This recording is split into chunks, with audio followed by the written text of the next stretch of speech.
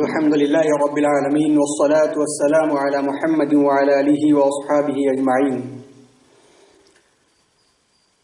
13ویں روزے اور 14ویں تراویح میں تسلسل کے اعتبار سے آج 13ویں پارے کا اور 14ویں پارے کا تذکرہ ہے۔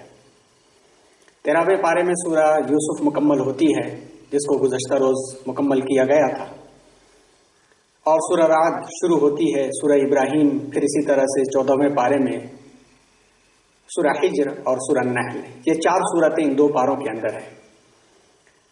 مرکزی مضمون کے اعتبار سے یہ چاروں سورتیں تقریباً قریب کے مضامین رکھتی ہیں، اور یہ اس دور کی ہیں جب نبی کریم جناب محمد رسول اللہ صلی اللہ علیہ وسلم مکی دور میں دعوت دے رہے تھے۔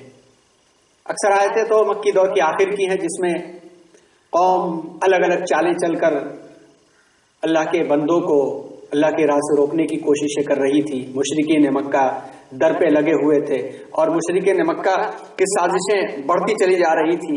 اس عالم میں ایسی آیتیں نازل ہوئیں، سورہ ہود، پھر سورہ رعد، اور اس طرح کی، جس کے بارے میں حضور اکرم صلی اللہ علیہ وسلم نے فرمایا تھا کہ شیبتنی الہود واخواتھا، کہ سورہ ہود اور اس طرح کی جو صورتیں نازل ہوئی ہیں انہوں نے مجھے بوڑھا کر دیا۔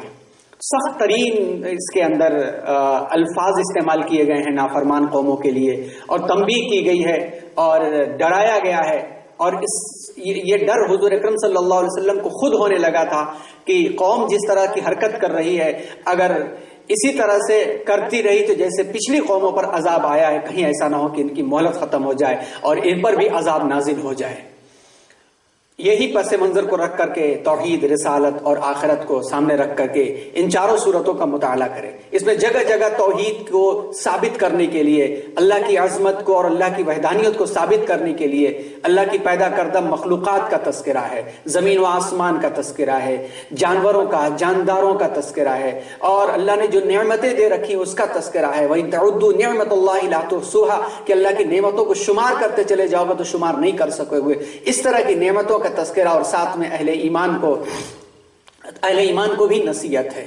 یعنی گویا اگر اس سورہ کا مطالعہ صحیح طریقے سے کرنا ہے تو سورہ کے مطالعے کے لیے کوئی مؤقت تفسیر، جیسے علامہ شفیع عثمانی علیہ رحمہ کی تفسیر معارف القرآن ہے، یا تفسیر حقانی ہے، یا تفسیر ابن کثیر ہے، یا عربی کی تفاسیر جو آتی ہیں اس کو سامنے رکھی جائیں، یا اسی طرح سے جو جغرافیائی اعتبار سے نوجوان ذہنوں کو سامنے رکھ کر کے تفاسیر لکھی گئی ہیں، تفہیم القرآن یا تدبر قرآن، ان کو سامنے رکھا جائے، اور اس کے الفاظ جا بجا ایسے ہیں کہ اس کو سمجھنے کے لیے کسی نہ کسی سائنٹسٹ کے پاس بیٹھنا پڑے گا، فزکس جاننے والے، کیمسٹری جاننے والے، اسٹرونومی جاننے والے، بایولوجی جاننے والے، جیولوجی جاننے والے، سمندروں کا علم جاننے والے، جانوروں اور کیمیا کا علم جاننے والے، ان کے سامنے بیٹھنا پڑے گا، تب جا کر کے یہ پوری طرح سے سمجھ میں آتی چیزیں۔ اللہ تعالیٰ ہم سب کو اس سمجھ کی توفیق عطا فرمائے۔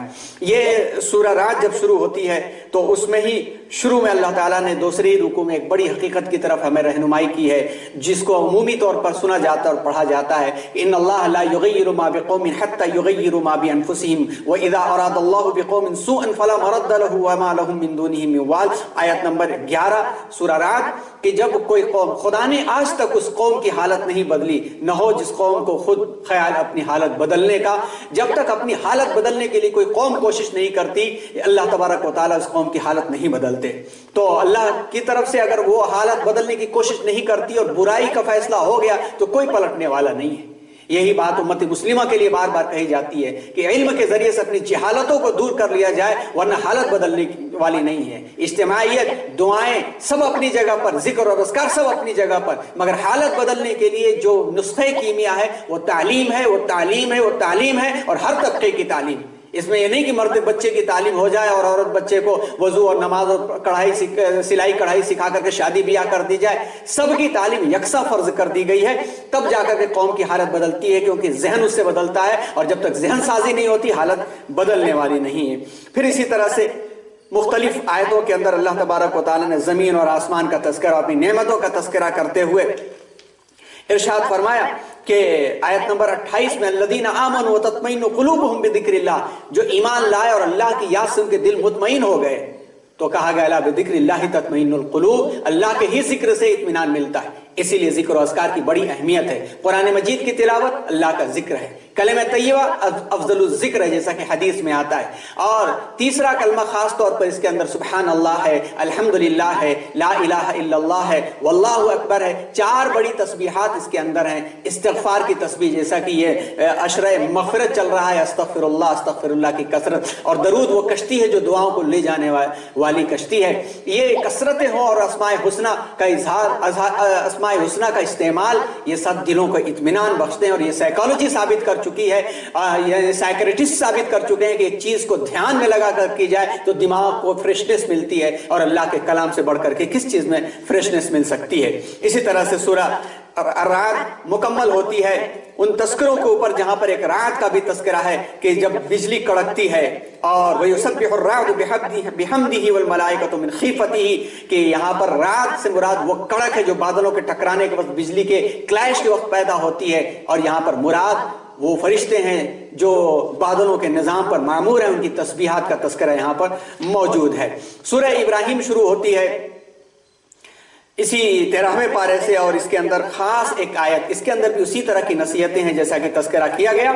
और इसके अंदर एक खास हिदायत आयत नंबर 4 में, बिस्मिल्लाहिर्रहमानिर्रहीम, वमा अरसलना मिन रसूलिन इल्ला बिलिसानि कौमिही लियुबय्यिन लहुम, कि हर दौर के रसूल और नबी को उस दौर की जबान में भेजा गया था, उस दौर की जबान लेकर के भेजा गया। तो आज भी जिस दौर की जबान है, जो जबान बोली जा रही है, समझी जा रही है, जो मेथड समझा जा रहा है, उसके ऊपर उबूर हासिल किए बगैर दावत का बेहतर काम नहीं हो सकता।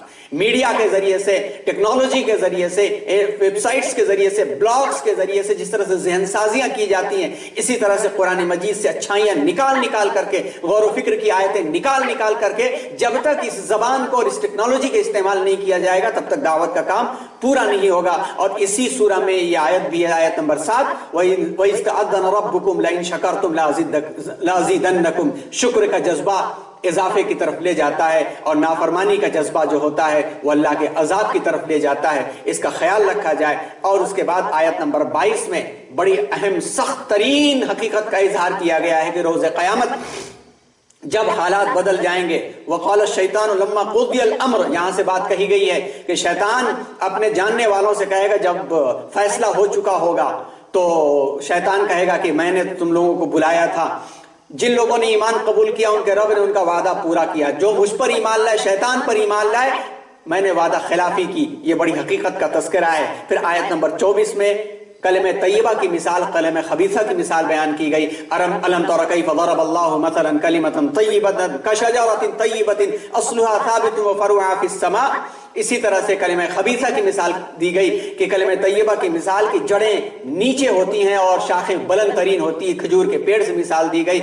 और कलमे खबीसा की मिसाल एक कड़वे कसीले रेगिस्तानी फल से दी गई कि हल्की हवा से भी उलट जाता है। अल्लामा इकबाल ने गालिबन इसी हकीकत की तरफ इशारा किया होगा कि खुदाए लम यज़ल का दस्त कुदरत, खुदाए लम यज़ल का दस्त कुदरत है, ज़बां तू है, यकीन पैदा करे गाफिल के मगलूबे गुमा तू है, मका फानी मकी आनी अजल तेरा अबद तेरा, खुदा का आखिरी पैगाम तू है, जावेदा तू है। इसी में कहा गया है कि परे है चरख नीली फाम से मंजिल मुसलमा की, सितारे जिसकी गर्दे राह हो वो कारवां तू है। तो अहले ईमान को चाहिए कि इसके ऊपर वाली आयत पर भी गौर करेंगे, कहीं ऐसा ना हो कि शैतान के बहकावे में आकर उसके वादा खिलाफी का शिकार हो। नीचे वाली आयत नंबर 24 में अपने आप को ला करके इसका अहल बना लेना। फिर आयत नंबर 35 से लेकर के आयत नंबर 42 सूरह इब्राहिम के अंदर हजरत इब्राहिम अलैहिस्सलाम की दावत का तस्करा। इसके अंदर 6 दुआएं हजरत इब्राहिम अलैहिस्सलाम की हैं। इसमें रब्बी जालनी मुकीमस सलात वाली भी दुआ का उन्सुर मिलता है इसके अंदर, और इसी तरह रब्बनग़फ़िरली वलिवालिदैया वलिल मुमिनीन का भी उन्सुर मिलता है। इसमें पहली दुआ यह है कि इस शहर को यानी मक्का मुकर्रमा को बलदे अमन बना। दूसरा यह है कि शिर्क की गंदगी से इसकी हिफाजत फरमा। तीसरा यह है कि इसकी मोहब्बत लोगों के दिलों में डाल दे। चौथा यह है कि ये चटियल मैदान में मैं अपने लोगों को बसा रहा हूँ, समरात से रिज़्क़ अता फरमा। आप जाएं, जो हज करने उम्रा करने जाते हैं वो देखें दुनिया भर का सबसे फ्रेश फल वहीं पर मिलता है। और इसी तरह से 5वां नमाज की पाबंदी और छठा दुआए मग़फ़िरत का तस्करा इसके अंदर किया जाता है। इस तरह से सूरा इब्राहिम मुकम्मल होती है। सूरा हिज्र कहते हैं वो जो ایک وادی کا نام ہے، وہ گویا قوم سمود کی طرف تذکرہ ہے جو پہاڑوں کو کاٹ کاٹ کر کے گھر بناتے تھے اور اللہ کی نافرمان قوم ہو گئی تھی، طاقت پر غرور تھا، اللہ تعالیٰ نے عذاب کے ذریعے ان کو نیست و نابود کر دیا۔ تو اے مشرکین اور قریش اور کفار مکہ، تم یہ دیکھ لو تمہاری طاقت کیا ہو سکتی اس کے سامنے۔ خاص طور پر یہ تذکرہ کرتے ہوئے ان کو نصیحت کی گئی اور اس میں جہنم کے ابواب کا بھی تذکرہ کیا گیا۔ لہا سبعۃ ابواب، 7 طبق ہوں گے، اوپر سے جہنم، لظا، حطمہ، سعیر، سقر اور جہیم، اور اس کے بعد حاویہ جس کے اندر منافقین اور کافرین کو ڈالا جائے گا، اور پھر بعد میں جنتیوں کا تذکرہ بھی کیا گیا۔ اور اللہ تبارک و تعالیٰ نے پھر اسی میں سبعا من المثانی کا تذکرہ کیا، یعنی وَلَقَدْ آتَيْنَاكَ سَبْعًا مِنَ الْمَثَانِِ وَالْقُرْآنِ الْعَظِيمِ، کہ ہم نے آپ کو بار بار دہرائی جانے والی آیتیں نازل کی، جس کے بارے میں آتا ہے کہ یہ سورہ فاتحہ اس سے مراد ہے۔ اس کے بعد اسی میں فَاسْتَعْ بِمَا تُؤْمَرُ وَأَعْرِضْ عَنِ الْمُشْرِكِينَ والی آیت بھی، آیت نمبر 94 سورہ نحل کے اندر، جس کے بعد حکم ہو گیا تھا کہ مکہ مکرمہ میں آپ علی الاعلان دعوت عام کریں۔ انہی باتوں پر، یعنی آیت نمبر 99 پر سورہ نحل، سورہ ابراہیم، سورہ ہجر مکمل ہوتی ہے۔